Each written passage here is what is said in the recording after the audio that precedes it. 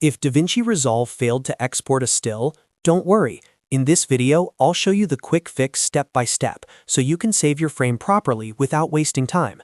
This is especially helpful if you keep getting export errors because of an invalid file path, permissions issue, or an unsupported format or save location. If this tutorial helps, make sure to hit like and subscribe for more easy DaVinci Resolve fixes and editing tips. Now, let's jump right in. First, make sure you're on the edit page and your clips are visible on the timeline. This is important because you need to choose the exact frame you want to save as a still. Move the playhead to the frame you want to export. Take your time here and make sure the frame is positioned correctly because this is the image that will be saved to your gallery. Once you have the right frame selected, go to the viewer, right-click inside it and choose Grab Still. This saves that exact frame into your gallery so you can export it later. If you don't grab the still first, you won't be able to export it properly from the gallery panel.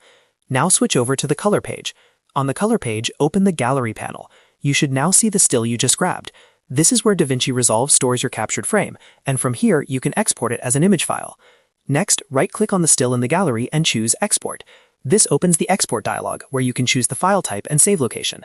If you've been getting a failed export error, one of the most common causes is choosing a bad folder path or saving to a location you don't have permission to access. To avoid that, select a simple local folder on your computer that you know is accessible, like your desktop or a dedicated project folder. Then choose a supported image format such as PNG or JPEG.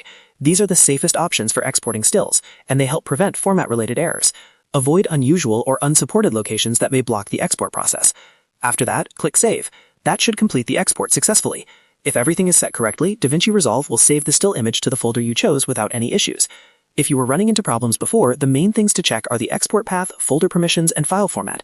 In most cases, the error is not the still itself, it's the destination or the export settings.